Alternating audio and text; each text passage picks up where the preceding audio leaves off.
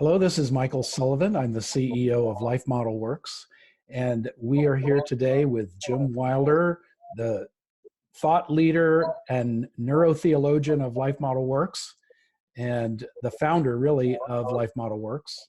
And we're here with Ken Smith today, who's a good friend of Jim's, and Jim's going to say a little bit about Ken in a moment. But we are doing some Renovated Lives videos. Video chats that are really related to a new book that's coming out in the spring next year. So Jim, tell us a little bit about this book. Well, I'm pleased to be part of writing the book Renovated. It's going to be coming out with Nav Press on the neuroscience of spiritual life, and it's based on my interactions with Dallas Willard, sort of at the intersection of spiritual formation and character formation. And you have an interesting phrase for that, don't you, Michael? I do. You know, when I got to read the manuscript of your book, which was, it's going to be awesome. But in chapter 10, you talk about the new VIM. And so as I looked at that, I thought about how the spiritual disciplines are actually humility drills. That's one of their main outcomes or purposes in our lives for practicing them. And so a humility drill is something that keeps us in our smaller space as human beings, and it keeps God in his bigger space as our creator and redeemer.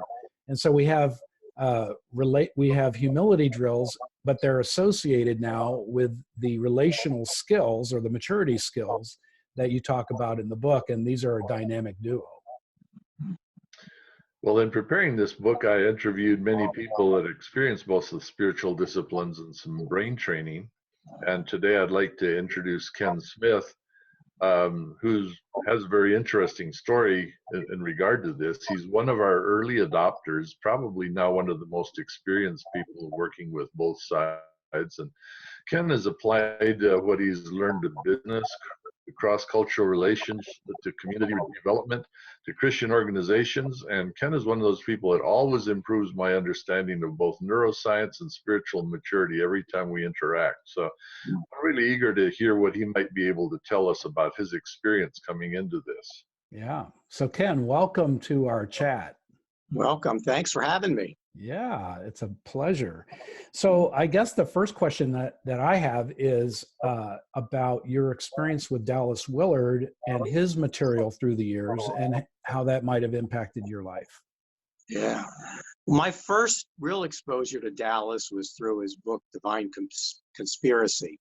And as he presented the Sermon on the Mount, it impacted me by looking at the things that it talks about as not being, these are the things that you'll never live up to and you just need Jesus. But he said the sermon's laid out in a sequential order, and it's actually part of what needs to be addressed in our lives as we go to different things. And if we don't get some of the early things, we'll never get some of the later things. And so kind of the beginning was the blessing, and that we need to be filled with God and live out of that, as opposed to just trying to do these things that the Sermon on the Mount talks about without having his fullness and his blessing in us. Very good. Dallas also did a whole lot of work about spiritual disciplines. And so one of our questions for you is about your experience through the years with spiritual disciplines. First of all, how long have you been in the Lord? It goes back to the 70s, so I don't know. I'll have to do the math. Time. That's great. And did the spiritual disciplines play into your development as a believer?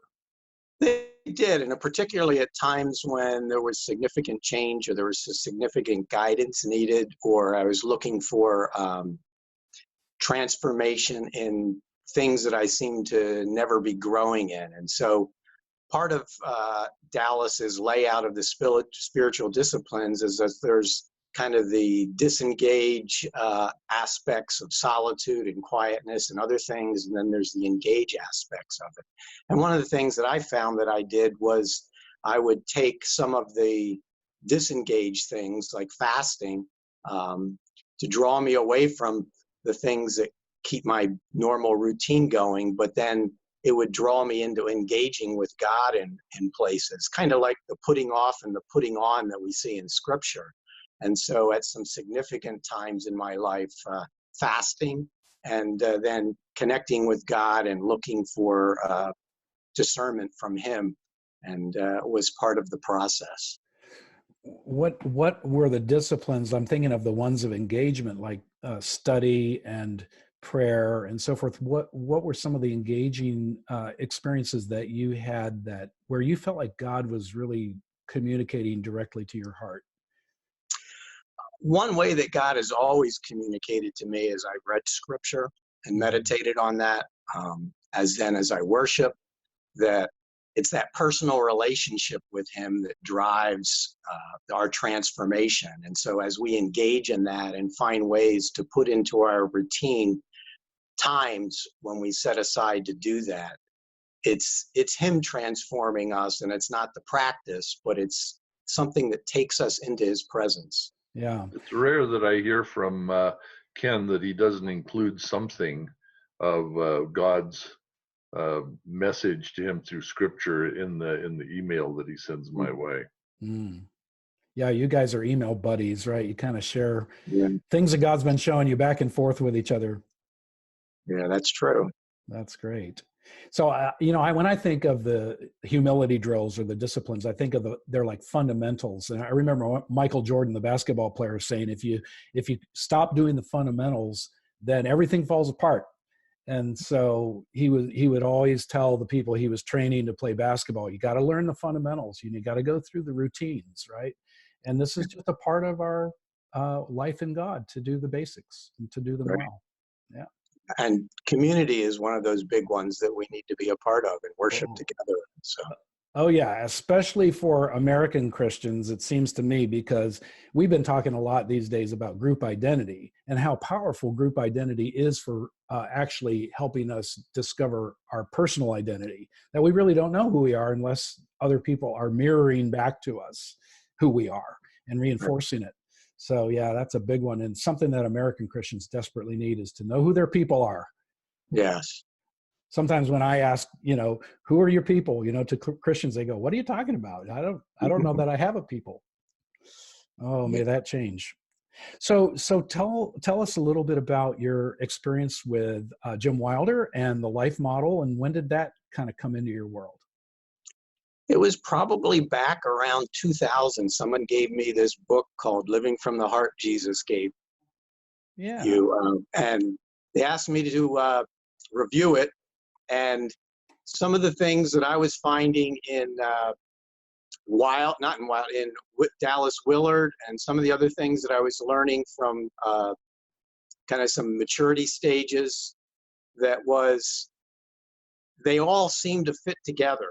And so my mind just kept putting application after application together. And so I started writing to Jim and saying, am I on the right track, that all this stuff is fitting together? And does this make sense? And is this the right way to apply it? And eventually I discovered that some of the things that I had been looking at, like Erickson's maturity stages, were some of the stuff that they had looked at in the beginning and was part of it. But the life model goes so much further, and it added all the neuroscience to it, that my mind just really clicked with that, and just looking to understand it. And so in part, my desire for learning was to help other people I saw around me. But the thing that really happened was I saw it, how it applied to me, and the different tasks where I was stuck and needed to grow. And then was finding, okay, I either wait for God to provide this resource, or here's the resource I work on with people. And some of the Thrive seminars and other things were great places to learn skills that needed to be strengthened, and that continue to need to be strengthened as we grow and mature. Yeah. So can you maybe highlight one or two aspects, like a subset of life model categories or subjects that have made a difference in your life? I'm thinking of Emmanuel lifestyle, the 19 brain skills, and the intergenerational, multi-generational community. Any of those things and subsets of those things that have changed your life? So I at different times, I would say all of the different aspects of it's like, this is the most important. But some of the ones that have been particularly strong have been the skills, which includes things like joy-based stuff, so that I teach teaching and practicing appreciation and joy with others and getting them to go out and appreciate others. And then things like returning to joy from distressing emotions. And I can remember a group I worked with overseas when I said, we're going to work on how we return to joy and recover from distress and upset. And their reaction was, oh, we're never upset. So I started to describe what the different emotions were that are part of the distressing emotions. And after I was done that, they go, oh, that happens to us all the time. And so, and the next 6 months, each week, coming in and telling the stories of their distress that week, and then how they can recover from that and allow God to then transform their lives in the midst of that. And so they saw that they got better with anger, and that they weren't as angry with their children. They were more patient, and with people in ministry, as they came to them, they were more prepared to deal with the upsets that they saw people coming. And so we really made it part of leadership training, was to learn these skills so that they would be prepared to help other people that come in distressing situations. Beautiful. Hey, tell us a little bit more about the kind of work that you do, Ken. Jim referred to it at the beginning, but tease it out a little bit and help us understand what you do. Right now, I'm a ministry coach and trainer. I spent 15 years overseas, and so we were in cross-cultural situations in Southeast Asia. And so we had a whole variety of different people. You had workers that were trying to transition and under stress of culture that needed help to grow, and you had new believers and workers in places that needed to grow and learn leadership stuff. And so the life model helped put some of those things into a package. With my wife, we applied it to teachers at schools and how they help children at some international schools, and we were applying it. Can even remember some of the groups that were going on trips for the summer made the Living from the Heart Jesus Gave You as the curriculum that they needed to go through to be prepared to take the trip. And so they were working on team dynamics and personal growth as a result of it. And so making those types of applications. Currently, it's in organizations and business and nonprofit organizations, and looking at change over generations and transitions in leadership and how the life model applies to that. And so some of the books, some of the one most recently, Pandora's Box, and others are particularly pertinent to some of those situations. Right. So we'll wrap up here a little bit, starting to wrap up. Talk a little bit about, as you think about the classic disciplines and how those have worked in your life and in the lives of other people, and then the relational maturity brain skills in your life and in other people's lives. How do you see those two things interfacing? All of the life model is almost like laying out spiritual disciplines that we need to practice, because there's a sequential process to it, and that we can't do all of them at once. We can't do all of them at every maturity level, or not in the same way. And so the spiritual disciplines, as much as the life model tasks and skills, are part of the process that the community needs to help build, to train us up, to learn what it's like to fill our lives with the quality and characters of God, to allow His Spirit to fill us, so that we grow and mature. And so they're all, if you talk about maturity at times, it's all about focus of attention. And so the disciplines allow us to focus our attention on different areas of our lives that need to be filled with God, and to practice them in a way that draws us into His love and His head. Very good. So, Jim Wilder, why don't you make a few observations of our conversation, and we'll close up. One of the things I like about Ken is the creativity he brings to things. So he takes every idea and he figures out ways to implement and improve it. And he's one of those people who has like almost no gap in his life between when he learns something new and he tries to figure out how to use it and introduce it to the people around him. One of the things that I'm learning from him these days is kind of a new reflection on elders and passing this on to the next generations. He's weaving together scripture, and that's one of the things I love about the people that have gathered around the life model over the years and the Dallas Willard material is this commitment to not only live it but also see it impact the church around us. And Ken is one of the living presences of God's Spirit doing that in community. And so I want to thank you, Ken, for what you bring to our community and to the church, and appreciate you taking this time to let us interview you, learn from you as well.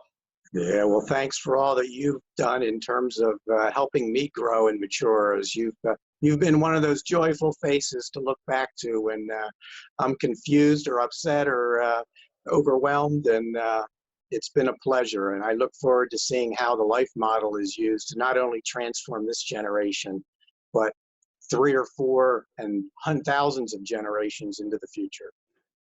This is exciting. You know, the new book, again, is called Renovated, God, Dallas Willard, and the Church That Transforms. Kind of an interesting.